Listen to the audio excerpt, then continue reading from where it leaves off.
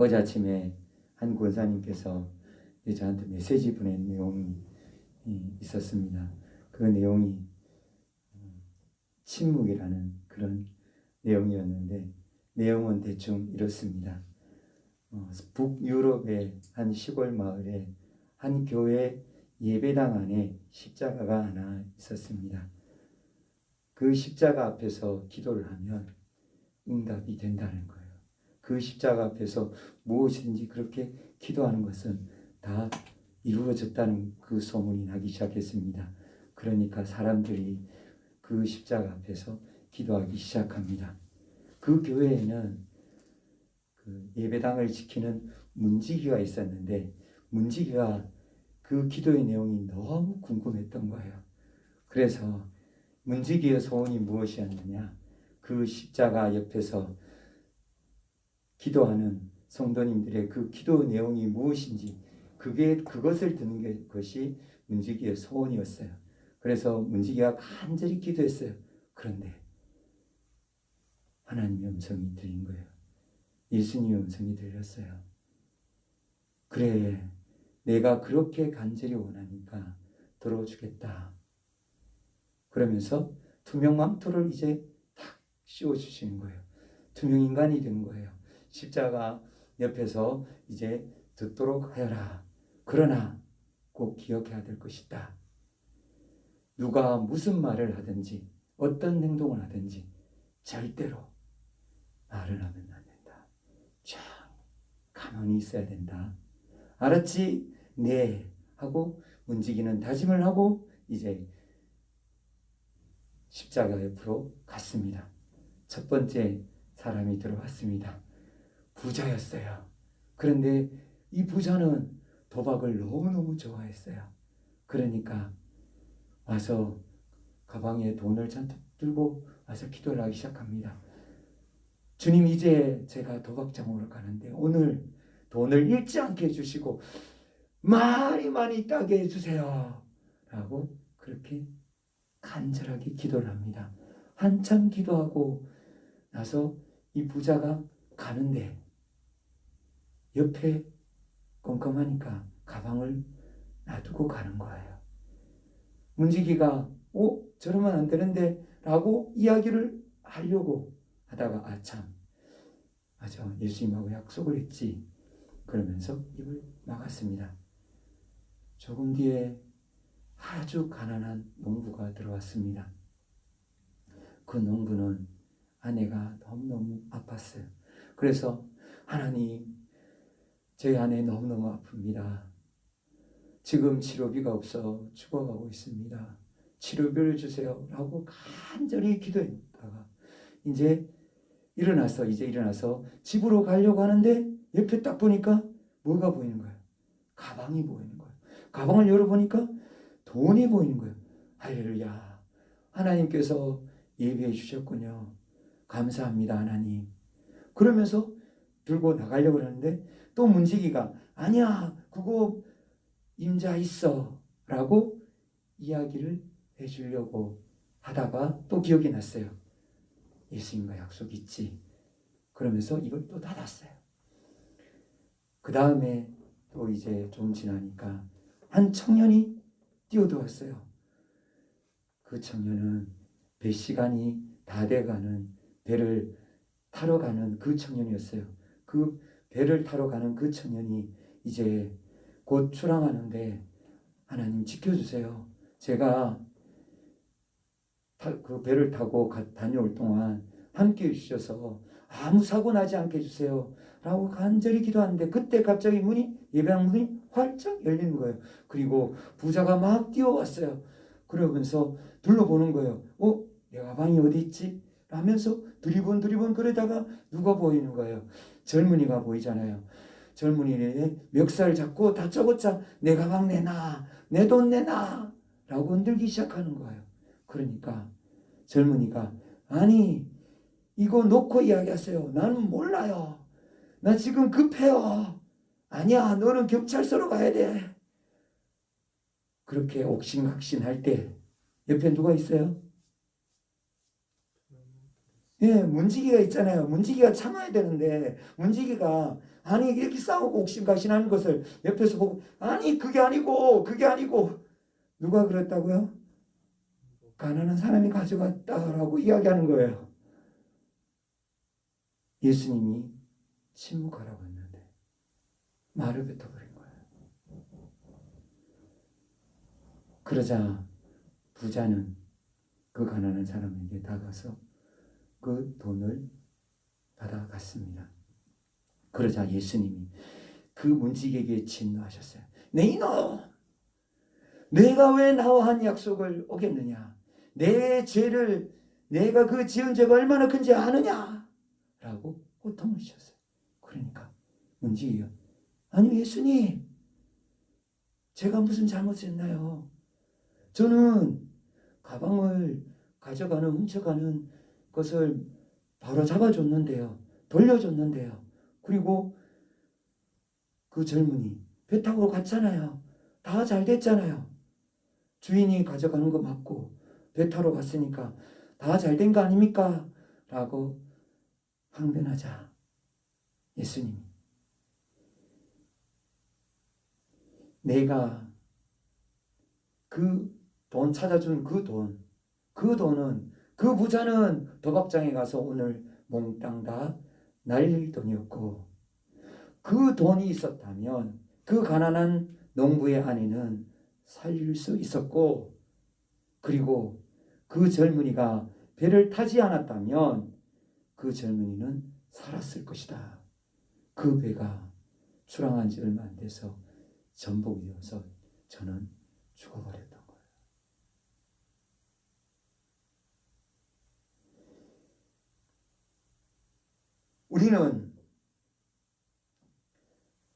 우리 인간들은 침묵을 못 견뎌해요. 너무너무 답답해요. 근데 오늘 본문에서도 보면 예수님께서 침묵하세요. 예수님께서 침묵하시고 그 침묵하신 예수님을 향해서 사람들은 다양한 모습으로 예수님 앞에 반응을 보여요. 그 모습을 통해서 예수님의 침묵을 통해서 오늘 하나님 우리를 진리로 인도하세요.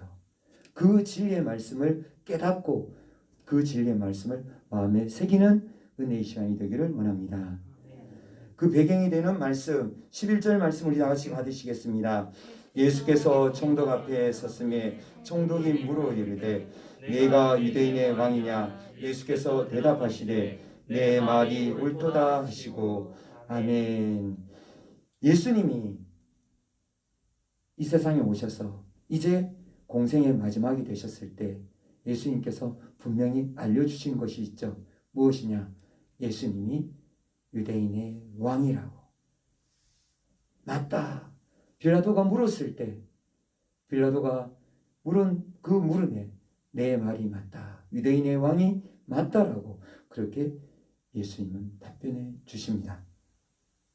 유대인의 왕으로 예수님은 오셨다라고 그렇게 가르쳐 주셨는데 우리가 흔히 생각하는 왕은 어떤 왕이냐? 왕은 머리에 면류관을 쓰고 왕관을 쓰고 보좌에 앉아서 사람들에게 호령을 하시죠. 사람들을 살리기도 하고 죽이기도 하고 사람들에게 상을 내리기도 하고 벌을 내리기도 합니다. 그것이 왕인데 유대인의 왕이라고 하시는 예수님은 지금 어디 있나요? 빌라도 앞에 서서 재판을 받는 모습입니다. 그런데 예수님께서 아무 말씀도 하지 않으시고 묵묵하게 침묵으로 일관하고 계신 거예요. 12절 14절에 보면 대제사장들과 장로들이 막 고발을 해요. 그런데 예수님은 전혀 대꾸를 하지 않으세요. 아무 말도 하지 않아요. 그냥 잠잠한 거예요. 14절에 보면 한마디도 대답하지 않았다라고 그렇게 말씀하세요. 아니 왜 예수님은 한마디도 대답하지 않으셨을까? 침묵하는 사람들에게 사람들은 어떻게 합니까? 우리나라 정치를 보면 잘 알잖아요. 침묵하고 가만히 있으면 어떻게 해요?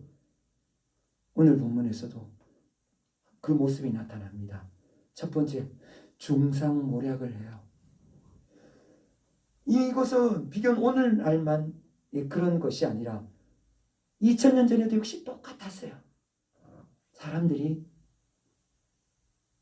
잠잠하면 다 이렇게 중상모략을 해요. 유대의 최고의 종교 지도자라는 대제사장과 그리고 백성의 장로들이라는 그 사람들이 이렇게 중상모략을 합니다.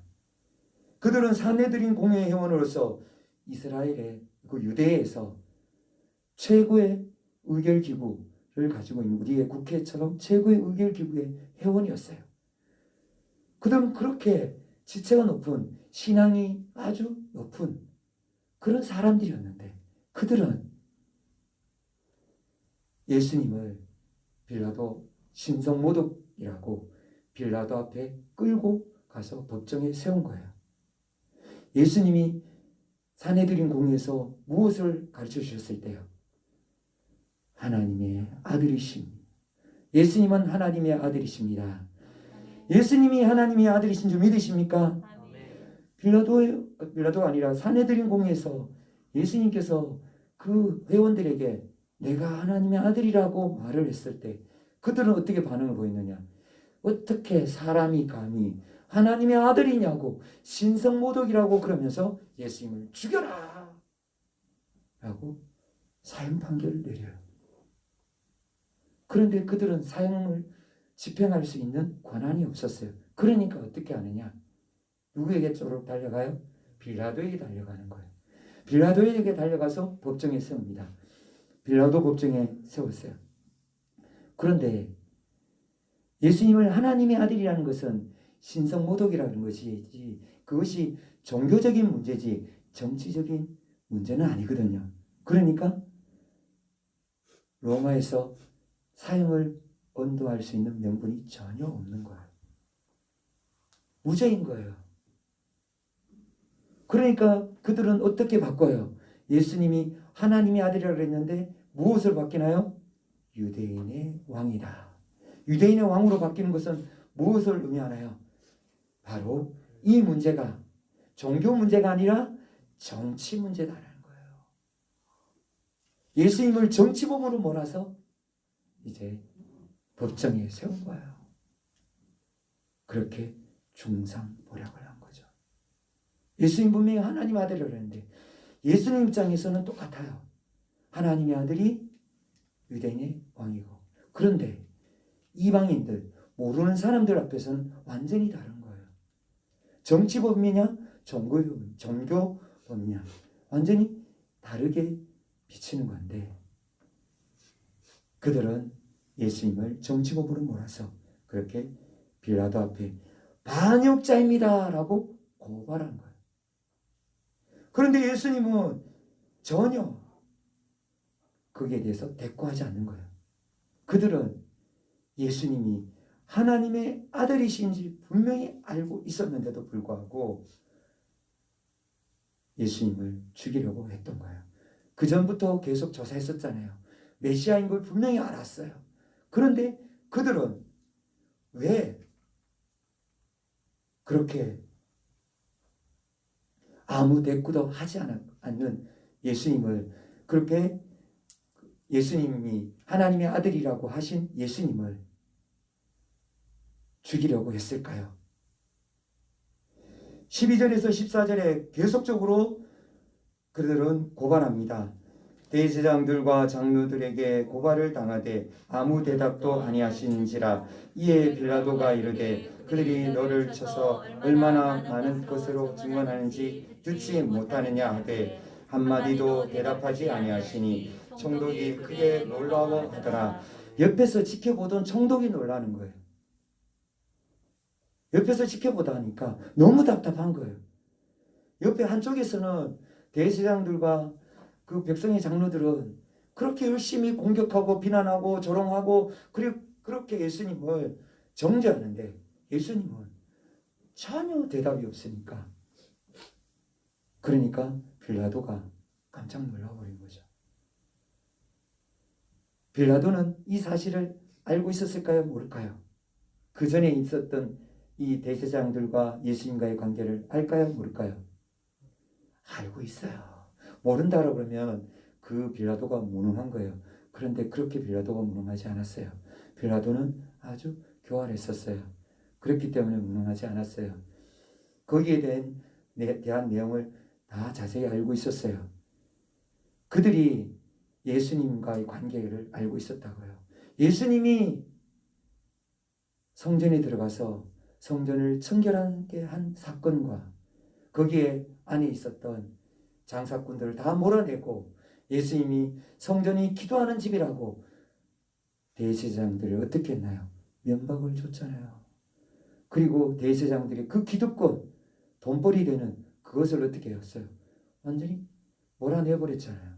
그러니까 그것으로 인해서 이 대제사장들과 이 백성의 장로들이 그렇게 분노하고 있다는 걸 알고 있던 거예요. 그래서 예수님을 놓아주려고 합니다. 빌라도가 그들의 시기로 예수님을 중상모략한다는 것을 18절에 분명히 알고 있었던 것을 보여줍니다. 이는 그가 그들의 시기로 예수를 넘겨준 줄 알미더라. 빌라도는 정확하게 알고 있었어요. 그들의 의도를 알고 있으니까. 그래서 이제 빌라도는 이 예수님을 살리려고 구명운동을 합니다. 그러자 이것을 누가 또 눈치채느냐? 유대인들의 그 대제사장들과 장로들이 눈치를 채버려요. 눈치를 딱 채버리면서 20절 보면 대제사장들과 장로들이 무리를 권하여 바라바를 달라 하게 하고 예수를 죽이자 하게 하였더니 아멘. 빌라도가 눈치를 채니까 바로 누구를 선동하느냐? 유대인들을 선동하는 거예요. 예수님을 십자가에 그렇게 못 박게 유대인들을 선동해요. 유대인들을 선동해서 이대로 두면 예수님이 무죄로 풀려날 수 있는 것을 그것을 두고만 볼 수 없어서 그들은 바로 또 중상모략을 합니다. 또 꾸미는 거죠. 오히려 꾸미는 거예요. 유대인들을 조종해서 예수님을 십자가에 못 박게 하라고 그렇게 선동해서 유대인들이 그 선동에 그대로 따르게 되죠. 그런데도 예수님은 그 시간 어떻게 하나요? 또 침묵하세요. 끝까지 예수님은 침묵으로 일관해 주십니다. 우리는 어떻습니까? 우리를 한번 돌아보길 원합니다. 우리도 때때로 침묵하시는 예수님을 그냥 바라만 보고 계시지는 않잖아요. 예수님 왜 내 문제는 해결해 주지 않나요? 늘 말씀해 주지 않나요? 응답해 주지 않습니까? 또 이렇게 특별하게 누구처럼요? 대제사장들과 이 백성의 장로들처럼 예수님께 도전하고 예수님 앞에 대들고 이런 적은 없습니까? 예수님이 우리에게 분명하게 하나님의 말씀을 가르쳐 주셨는데도 불구하고 그 말씀에 순종하지 않고 아니 이 말씀은 2000년 전의 말씀이고 이 상황은 2000년 전의 상황이고 저하고는 달라요 라고 예수님의 말씀을 거부하지는 않았습니까?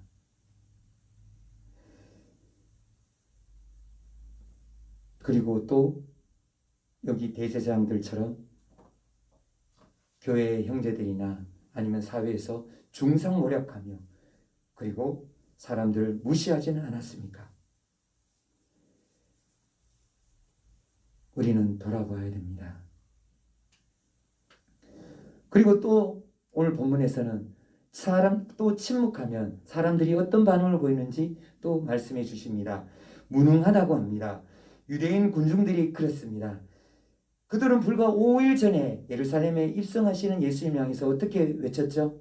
호산나, 호산나. 왕의 이름 오시는 이여, 다윗의 자손이여 호산나 라고 메시아가 입성하시는 것을 기쁘게 맞아들였죠. 그렇게 기쁘게 맞아들이면서 환호하고 열광적으로 그 종려나무 가지를 흔들면서 그렇게 외쳤잖아요. 예루살렘 성이 다 떠들썩하게 그렇게 외쳤잖아요. 이것을 누가 알고 있었느냐? 빌라도가 몰랐을까요? 다 알고 있었어요. 빌라도가 그러니까 어떻게 해요? 이렇게 환호하는 유대인들을 통해서 빌라도가 또 생각한 거예요. 아, 유대인들을 통해서 예수님을 석방시켜야 되겠다 라고 그렇게 생각하고 15절에서 17절에 이렇게 이야기를 합니다. 명절이 되면 총독이 무리의 청원대로 죄수한 사람을 놓아주는 전례가 있더니 그때 바라바라는 유명한 죄수가 있는데 그들이 모였을 때 빌라도가 물어 이르되 너희는 내가 누구를 너희에게 놓아주기를 원하느냐 바라바냐 그리스도라 하는 예수냐 하니 명절에 유대인들에게 죄수 한 사람씩 놓아주는 전례가 있었어요. 이것은 유대 지역에만 이렇게 하는 그런 관례였는데 빌라도가 이제 그 죄수 중에 한 명을 놓아준다는 핑계로 누구를 놓아주길 원했느냐? 유대인들이 좋아하고 따르고 그렇게 신뢰했던 예수님을 놓아주려고 이렇게 묻는 거예요. 그리스도라는 메시아라는 예수냐? 라고 묻는 거예요. 예수님 놓아주려고. 예수님 놓아주세요 라고 하면 놓아주려고 그렇게 했던 거죠. 그런데 빌라도의 계산은 완전히 빗나가 버린 거예요. 정반대의 결과가 나와요. 21절 22절을 보면 총독이 대답하여 이르되 둘 중에 누구를 너희에게 놓아주기를 원하느냐 이르되 바라바로소이다. 바라바를 내려주세요. 빌라도가 이르되 그리스도라는 예수를 내가 어떻게 하랴? 그들이 다 이르되 십자가에 못 박혀야 하겠나이다. 너무너무 깜짝 놀라는 거예요. 빌라도는 자기는 예수님을 구명하려고 도와주려고 그렇게 예수님을 놓아주려고 딱 했는데 바로 그 유대인들이 백성들이 바라바를 놓아달라고 그렇게 이야기하는 거예요. 바라바는 누구인가요? 바라바는 살인자예요. 바라바에 대해서 마가복음에 대해서 이렇게 소개하고 있어요. 마가복음 15장의 7절에 보면 바라바는 밀란을 꾸미고 그 밀란 중에 살인하고 체포된 자 중에 바라바라는 자가 있는지라. 아멘. 로마의 반역을 계획했던 자예요. 로마의 반역을 계획하고 그리고 실행 옮긴 거예요. 로마의 군인들을 죽이고 누구까지 죽였어요? 로마에 부역하는 동조하고 지지하는 유대인들을 죽였던 사람이에요. 그런데 이 유대인들이 누구를 지지해요? 그 반란을 꾀했던 바라바를 살려달라는 거예요. 빌라도는 한 말은 있고 속은 끓고 그리고 예수님을 놓아주려고 계획했었는데 그 계획은 수포로 돌아가고 이 군중들이 외친 것이 바로 바라바를 내주세요 라고 외친 거예요. 그리고 반대로 엉뚱하게 예수님은 그럼 어떻게 할까? 그러니까 죽이라는 거예요. 어디예요? 십자가예요. 가장 잔혹한 형벌인 로마 사람에게는 가하지 않는 다른 이방 민족에게만 가했던 그런 십자가 형벌을 예수님께 그렇게 언도하라는 거예요. 이들이 왜 이렇게 갑자기 바뀌었을까요? 불과 5일 만에 이들은 갑자기 돌변해요. 왜 바뀌었을까요? 유대인들은 왜 예수님을 따랐느냐? 예수님을 따른 목적이 있었어요. 유대인들이 예수님을 따른 목적은 오로지 하나였어요. 그것이 무엇이었죠? 이스라엘의 유대의 해방이요. 로마의 압제에서 유대를 구원해 주세요 라고 하면서 예수님을 따라다녔던 거예요. 그런데 지금 예수님의 모습이 어떤 모습인가요? 빌라도는 재판장에 앉아 있어요. 그 앞에 예수님은 어떻게 서 있어요? 초췌한 모습으로 밤새 시달리고 조롱당하고 밤새 한 잠도 못 주무시고 그렇게 고난당하고 순환을 당하시고 그렇게 예수님은 비참한 모습으로 서 있는 거예요. 그러니까 그들이 보았을 때 너무너무 답답한 거예요. 예수님 말씀 너무너무 잘 하시잖아요. 그런데 어떻게 됐는지 꿀먹은 벙어리가 된 것처럼 한마디의 말씀도 못 하시는 거예요. 십자가를 그러니까 빌라도 그 법정 앞에서 예수님은 그냥 꼼짝도 안 하고 가만히 아무것도 할 수 없는 그렇게 무능력해 보이는 그런 예수님을 보면서 그들은 더 이상 예수님을 따라갈 수가 없었던 거예요. 그러니까 그들은 예수님을 십자가에 못 박으라고 그렇게 외쳤던 거예요. 23절 말씀입니다. 빌라도가 이르되 어찌미냐 무슨 악한 일을 하였느냐. 그들이 더욱 소리질러 이르되 십자가에 못 박혀야 하겠나이다 하는지라. 아멘. 우리 연인들 사이에서도 한때 사랑하다가 그 다음에 서로 헤어질 때는 어떻게 하나요? 좋게 헤어지는 사람들 거의 잘 없잖아요. 어떻게 헤어져요? 서로 싸우고 헐뜯고 서로의 단점을 서로 물고 늘어지고 그래서 뉴스에 종종 나오잖아요. 연인들끼리 결혼했다가 서로 헤어진 그런 사람들 얼마나 많이 서로 상대를 비난합니까? 과거에 이 사람이 어떻게 살았다는 것 도저히 용서할 수 없었다는 것. 그것처럼 이들은 예수님을 사랑했던 그 사랑이 증오로 바뀌어버린 거예요. 그래서 예수님을 십자가에 못 박으라고 그렇게 발악하듯이 그렇게 요구하는 거예요. 우리의 모습은 어떻습니까? 우리의 모습 예수님을 잘 믿고 계십니까?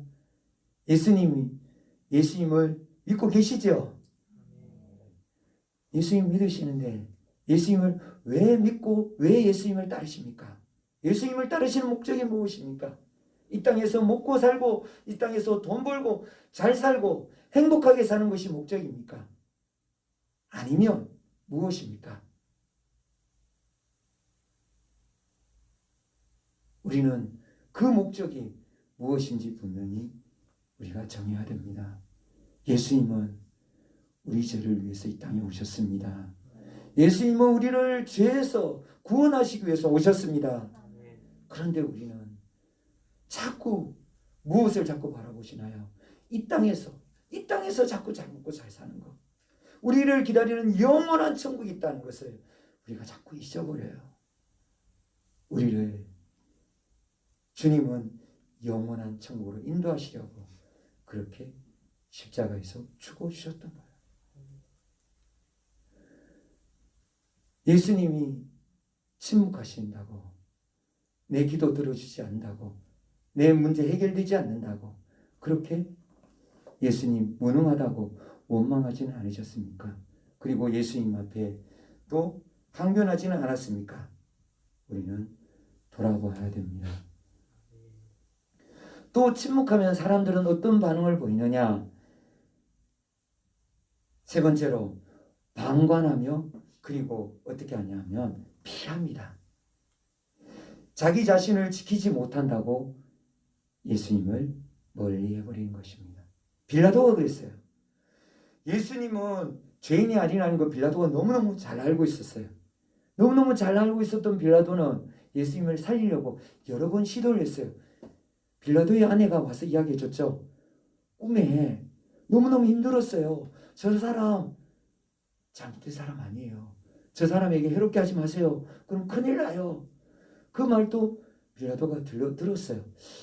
그래서 살려주고 싶었어요. 예수님 놓아주고 싶었어요. 그런데 빌라도는 어떻게 하느냐? 예수님을 놓아주지 않아요.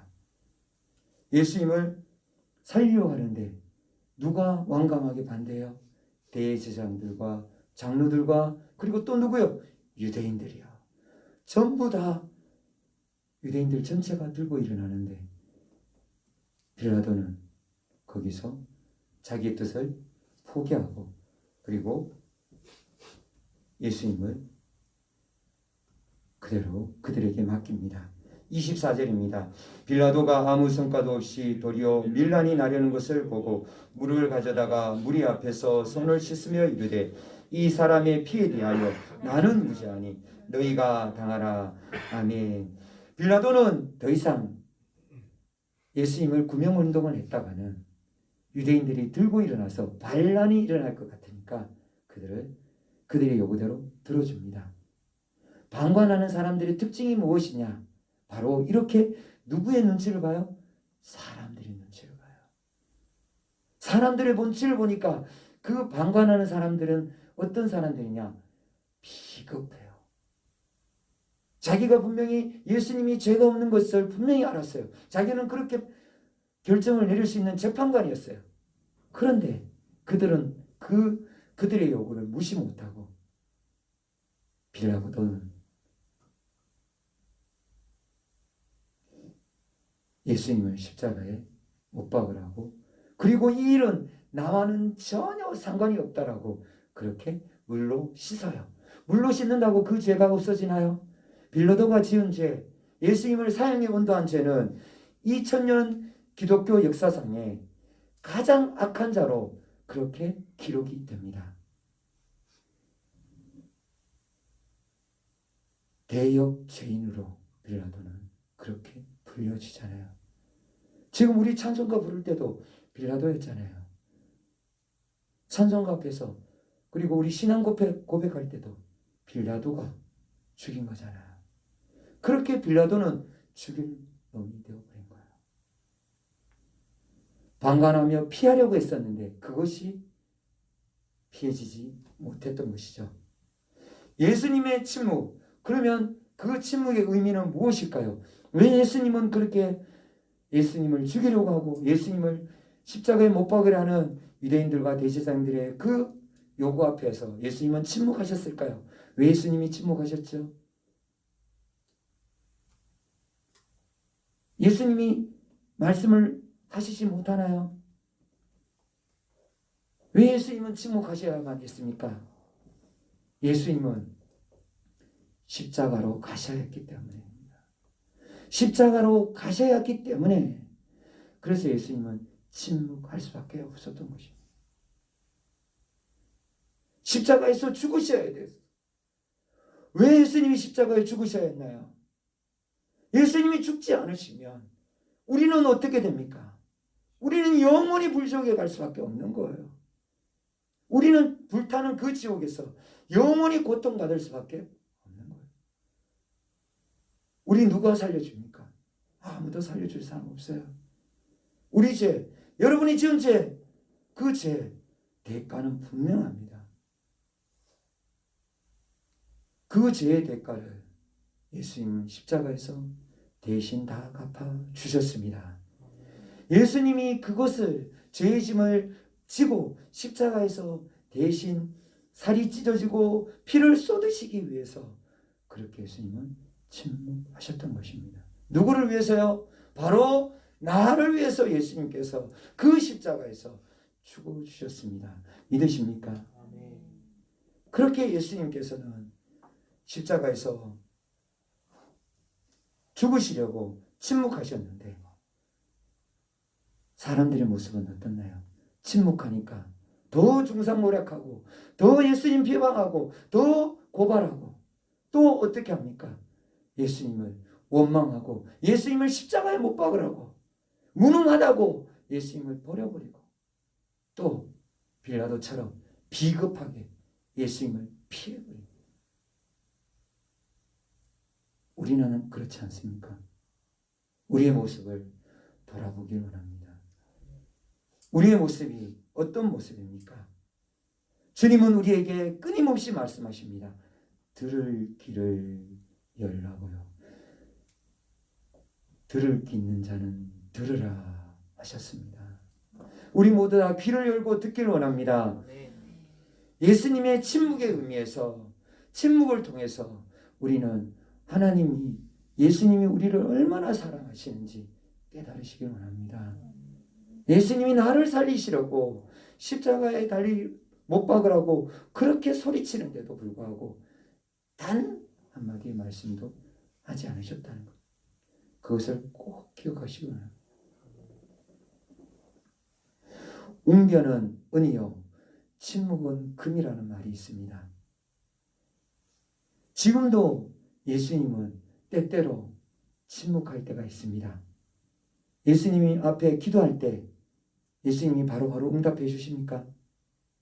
예수님 지혜 주세요 하자마자 예수님 바로 지혜 주시나요? 예수님 공부하게 해주세요 하니까 바로 공부하게 되나요? 아니잖아요.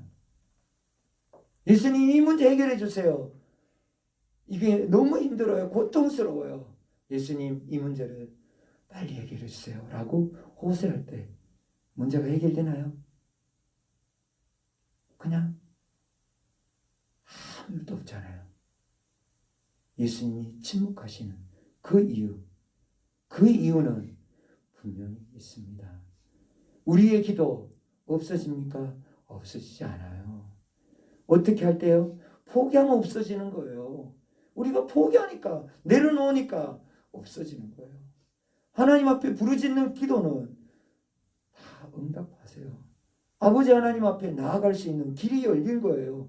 그 피로 은혜의 보좌 앞에 나아갈 수 있는 길이 열린 거예요. 그래서 우리는 무조건 무릎을 꿇기만 하면 보좌 앞에 나아가게 되는 거예요.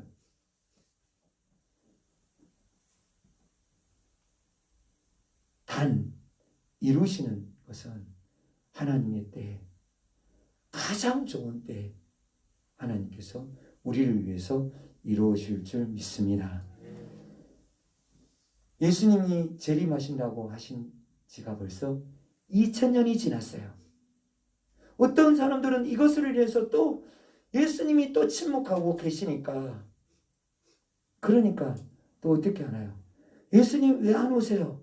똑같이 대제사장들처럼 예수님 비난하고 도전하고 또 예수님 앞에 예수님 오시지 않는다고 거짓말쟁이라고 원망하고 떠나간 사람들 있잖아요. 그리고 회피하고 부인하고 사람들 앞에서 나는 예수님 안 믿는 척하는 것도 있잖아요. 예수님은 우리에게 분명히 말씀해 주신 것이 베드로 후서에서 1000년을 하루같이 기다리고 계신다고 말씀해 주셨습니다. 1000년을 하루같이 예수님은 우리를 천국으로 데려가시려고 이 땅에 다시 오시려고 지금도 그날을 손꼽아 기다리신다고 주님은 말씀해 주셨습니다. 주님의 그 마음 우리가 붙들고 침묵하시는 예수님을 의심하지 않고 침묵하시는 예수님께 우리가 원망하지 않고 예수님 바라보며 천국 바라보며 다시 오실 주님 바라보며 끝까지 기도하고 포기하지 않는 우리 모두가 되기를 축복드립니다. 기도하겠습니다. 우리 같이 기도하실 때 우리가 빌라도처럼 그렇게 비겁하지는 않았는지 우리 돌아보면서 만일 비겁했다면 이 시간 회개하는 시간이 되길 원합니다. 대제사장들처럼 장로들처럼 예수님께 무시하고 도전하고 예수님이 바른 말씀하시니까 하나님 말씀하시니까 그것을 싫어하고 원망했던 적 없습니까? 그것을 비난했던 적 없습니까? 우리는 돌아봐야 됩니다. 그리고 예수님이 무능해 보인다고 빨리 응답해 주시지 않는다고 그렇게 원망하시지 않으셨습니까? 이 시간 우리가 그렇게 예수님을 원망하고 비난하고 예수님을 피했다면 이 시간 회개하면서 우리가 믿음으로 견고히 세워지고 다시 오실 주님을 바라볼 수 있는 믿음이 되게 해달라고 주의 이름 부르시면서 기도하시겠습니다.